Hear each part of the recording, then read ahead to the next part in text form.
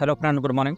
जैसा कि आपको पता है कि नेट सभी लोग यूज़ करते हैं। जब नेट यूज़ करते हैं तो उसमें एक सर्वर का रोल होता है। जैसे नाम सुनते होंगे नॉर्मली कि सर्वर बिज़ी चल रहा है, सर्वर ऐसा कर रहा है, सर्वर ऐसा कर रहा है। तो इस तरह से हर कंपनियों का अलग-अलग सर्वर होता है। जैसे कि आप नॉर्मली देखे होंगे कि क्लाउड सर्वर होता है, सब लोग यूज़ करते हैं। गूगल का हो गया, इसका भी सर्वर होता है। अमेज़न हो गया, अमेज़न का AWS का सर्वर है। तो इस तरह और क्या IBM होता है, इसका भी सर्वर है। मतलब जितनी भी कंपनियाँ होती हैं, सभी कंपनियों के एक अलग से सर्वर होता है, जिस पे वर्क होता है। तो इसी तरह आपकी जो अनपैसिव कंपनी है, इसका भी एक सर्वर आने वाला है। ये बहुत अच्छी न्यूज़ है कि सर्वर तो आ चुकी है। जब मार्केटिंग क्षेत्र में उतरना है और सर जो नेट यूज़ करना है, जो ये ऐसा सॉफ्टवेयर बनाया गया है, जो टोटली इंटरनेट बेस पर ही आधारित है।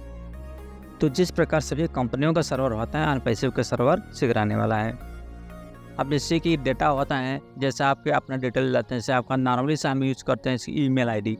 जैसे आपका ईमेल आईडी होता है, आपका नाम होता है, एड्रेस होता है, इन्फॉर्मेशन है, आप ईमेल में डालते हैं और ईमेल आपको बन जाता है। ईमेल के माध्यम से आप किसी भी कंपनी परचेज़ करते हैं या कोई सामान लेते हैं या फिर कुछ भी आप करते हैं, किसी से कोई ऐड आ रहा है, वहाँ पे आप जाके लाइक कर दिए या कुछ भी कर दिए या OTP डाल दिए। तो इस तरह जो भी काम करते हैं, तो इसमें क्या होता है कि आपका डेटा उस कंपनी पर पहुंच जाता है। जैसे आपने ओपन कर लिया कोई साइट, उस पर लाइक कर दिया, कुछ कर दिया, तो इसके बाद उसी जिस साइट पे जाएंगे, जिस प्रोडक्ट करेंगे, बस उसी तरह आपका आना शुरू हो जाता है आपके सामने। तो सब क्या होता है कि आपका डेटा उस कंपनी के पास पहुंच जाता है। अब उस डेटा के माध्यम से अगर कोई व्यक्ति चाहे तो आपको जैसे बैंक का हो गया, बैंक का ईमेल आईडी एड्रेस पता कर सकता है, नेम हो गया, अकाउंट हो गया, ये सब ऐसे ऐसी जो पर्सनल चीज़ है वो पता कर सकता है। इस कहने का मतलब ये चीज़ है कि हर जगह आपको ईमेल इस तरह से कोई पर्सनल डाटा नहीं डालना है। अगर डालते हैं तो इतनी जगह आप डाल देते हैं कि आपको लगता है कि हमको कोई सामान परचेज करना है, इस कंपनी में डाल देते हैं, हम उस कंपनी में डाल देते हैं। तो कुछ महीनों या साल के बाद आप इधर कंपनी को ज्वाइन कर देते हैं, अपने डाटा उनके पास भेज सकते हैं, तो इसलिए आपको खुद याद नहीं रहेगा। कभी-कभी ऐसा होता है कि आपके पास ऐसा कुछ नोटिस आता है या इस तरह से आता है जिससे आपका लॉस हो सकता है, या आपका इंटरनेट चल रहा है, इंटरनेट के माध्यम से कोई ऐड दे दिया, उसके थ्रू आपका ठगी हो गया। तो इस तरह सर्च करते रहते हैं आपके डाटा के थ्रू, इसलिए हर जगह आपको अपना डाटा नहीं देना है। और इस तरह जो कंपनियां होती हैं उनके पास एक GDPR होता है। GDPR का मतलब ये होता है कि जनरल डाटा प्रोटेक्शन रेगुलेटरी। ये क्या होता है कि एक कंपनी के पास एक रजिस्ट्रेशन होता है, ताकि उसका ये होता है कि हमारे पास डाटा है, हम किसी को देंगे नहीं। मतलब कह सकते हैं कि सिक्योरिटी, ये मतलब सिक्योरिटी पर कंपनियां हमें सिक्योरिटी प्रदान करती हैं। इसके थ्रू हमारे पास जो भी कस्टमर होंगे या जो भी लोग होंगे, हम उनका डाटा सेव रखेंगे और हमारा डाटा किस तरह से सेव होता है इसका सर्टिफिकेट उनको प्राप्त होता है। ये हम कस्टमर के डाटा का मिसयूज नहीं होने देंगे, अपने तरफ से सेफ रखेंगे। तो ये चीज़ जो है कि आपका GDPR हर कंपनी का अलग-अलग होता है। इसी तरह जो आपकी अनपैसिव कंपनी है, इसका भी एक GDPR है, जनरल डाटा प्रोटेक्शन रेगुलेटरी, इसको भी मिला हुआ है। अब जो अनपैसिव वेबसाइट पे जाएंगे उसके नीचे देखेंगे, इसका भी GDPR जिक्र होता है। अगर इस तरह से कंपनियां अगर छेड़छाड़ करती हैं आपके डाटा के साथ, इस तरह से आपको कहीं से लॉस होता है, उस कंपनी को थ्रू होता है, तो उसको एक भारी पेनाल्टी देनी पड़ती है। ऐसा इसलिए होता है कि क्योंकि जो भी वो चीज़ होता है सब कोर्ट की निगरानी में होता है, और इसका हाई कोर्ट हो गया, सुप्रीम कोर्ट हो गया, इसके थ्रू उनको भारी पेनाल्टी या भारी नुकसान का सामना करना पड़ सकता है। इसलिए कोई भी कंपनी होती है वो सोचती है कि हमारे जो कस्टमर हैं उनका डाटा हमारे पास रहे, सेफ रहे। अगर आप एक से अधिक कंपनियाँ ज्वाइन करते हैं, मान लीजिए आपने 10 तरह के डाटा दिया हुआ है, 10 जगहों का डाटा दिया हुआ है, कौन सी कंपनी वेरीफाई योग्य है या नहीं, ये आपको पता नहीं चलेगा। और आपके डाटा का मार्केट में किस यूज़ से मिसयूज़ करेंगे, ये भी आपको पता नहीं, कंपनियाँ ही जानती हैं।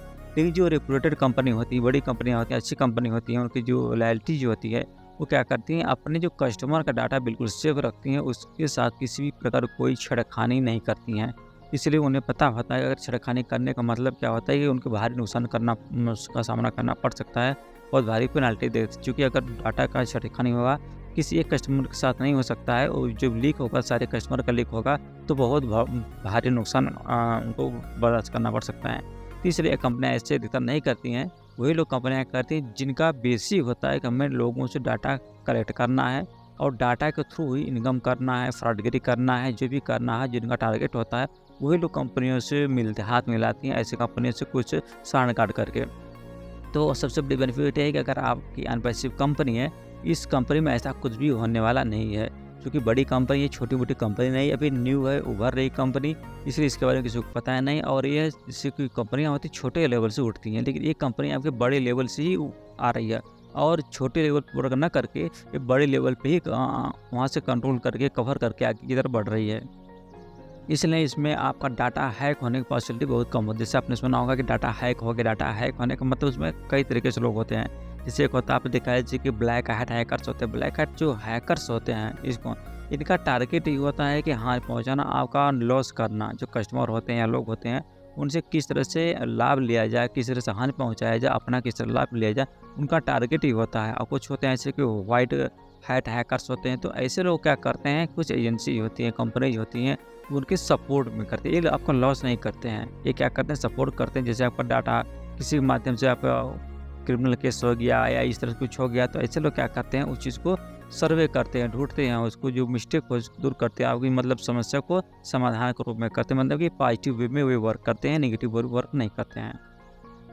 तो इस प्रकार जब भी आप अपने डाटा को शेयर करें, कहीं देते हैं या कोई फॉर्म फिलअप करते हैं, तो उसके साथ बिहेवियर रहिए। जो ऑफिशियल वर्क आपका है, जहाँ से आपका बैंकिंग हो गया, जो आपकी नीड है, जो मूलभूत आवश्यकता है, जहाँ ज़रूरी चीज़ है, वहीं पे आप सही डाटा भरें और हर जगह डाटा का शेयर न करें। हर किसी कंपनी के साथ आप पूरा डाटा अपना न दें। जितना आप अपना डाटा के साथ कम छेड़खानी करेंगे, कम लोगों को देंगे, उतना आप सेफ रहेंगे। जितनी ज़रूरत हो उतना ही करें। और यहाँ तक कि जो आपका आईडी पासवर्ड हो, चाहे अनपैसिव का आईडी पासवर्ड या कहीं भी बनाते हैं, कोई भी आईडी पासवर्ड बनाते हैं, तो उस चीज़ में आप बहुत विशेष नाम रखें, जिससे आपका कैपिटल लेटर्स हो गया, स्मॉल लेटर्स हो गया और न्यूमेरिक नंबर हो गया। तो इस तरह से और जो उसमें होता है मतलब कि आप ऐसे बना कि बहुत शार्ट ना हो, आप उसको लॉन्ग रखिए और ऐसा रखिए कि आप भूल ना जाएँ। और ये भी कि आप राइट करके मतलब नहीं करो, नोट डाउन नहीं करना है कहीं, ताकि आप डायरी में नोट कर लिए, इस तरह से नोट कर लिए। इस तरह ऐसा जगह नोट करें कि आपके अलावा कोई जाने ना। कहीं आप पर्स में तो बिल्कुल नहीं नोट करना था। अगर कोई चोर या कोई आप पर्स छीन लिया, आपको पता हो गया, एटीएम कार्ड के जैसे आपका नंबर हो गया, तो आईडी पासवर्ड उसका बिल्कुल नोट आउट करके आपको माइंड में सेट हो गया। डेट ऑफ बर्थ बिल्कुल आपको जो आपका है वो बिल्कुल कहीं पासवर्ड में न डालें और कहीं उसका पिन न बनाएं। इसलिए जो होते हैं लोग वो normally date of birth check करते हैं।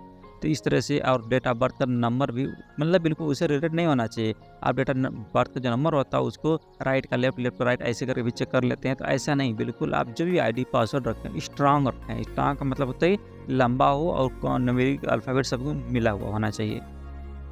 इसलिए आपका जो भविष्य है आप अपना खुद सेफ रख सकते हैं, बाकी आप सेफ नहीं रखें तो कोई नहीं रख सकता है। Thank you.